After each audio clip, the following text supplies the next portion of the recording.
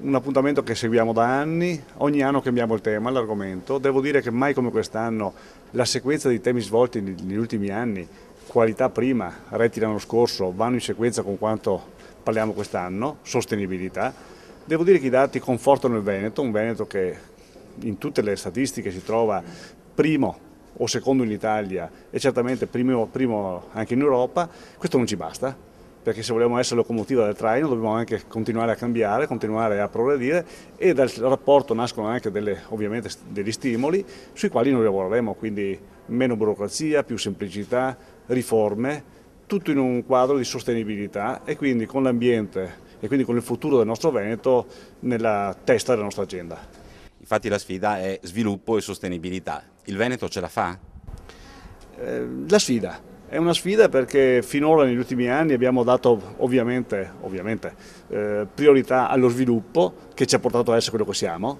Credo che i dati ci obbligino in qualche modo a pensare che il futuro sarà diverso, la popolazione che invecchia in particolar modo, più che invecchia, il saldo cambia, viviamo di più e quindi questo dato ci deve far riflettere perché dobbiamo pensare a un futuro che per i nostri figli sia pari al nostro. E quindi quando parliamo di sostenibilità di questo sviluppo dobbiamo ripensare un po' a chi vogliamo essere nel futuro. Quindi probabilmente un Veneto che protegge l'ambiente che è ancora salvo, un Veneto che valorizza le sue risorse in qualche modo sia ambientali che culturali che architettoniche. D'altra parte se i tre dati che emergono, il turismo e la cultura sono il traino di questo momento economico, oltre al manifatturiero evidentemente, quindi guardando questo futuro non possiamo non mettere questo in testa all'agenda, non possiamo non considerare che salvaguardando l'ambiente, le nostre bellezze naturali, quei 60 milioni attuali di turisti che vengono ad investire in Veneto, nel tempo potrebbero diventare 80, 90 o 100 e quindi fare l'economia vera, un'economia sostenibile e un'ottima qualità della vita per i nostri concittadini. Lei nel suo intervento ha detto che il Veneto sta in qualche modo anch'esso uscendo dalla crisi.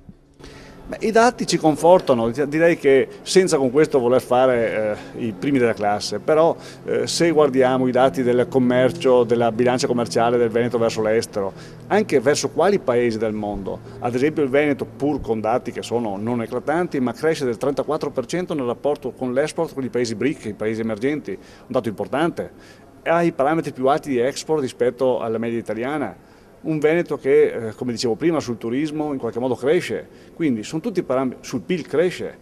Allora, tutti parametri buoni, non siamo fermi a questo, noi vogliamo crescere, essere, come dicevo prima, locomotiva, però in un modo diverso e vedere anche che il Veneto cresce nella ricerca e nell'innovazione, pur avendo dati che rispetto all'Europa qualcuno ci contesta,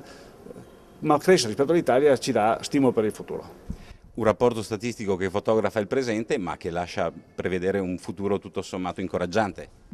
Un futuro incoraggiante ricco di responsabilità,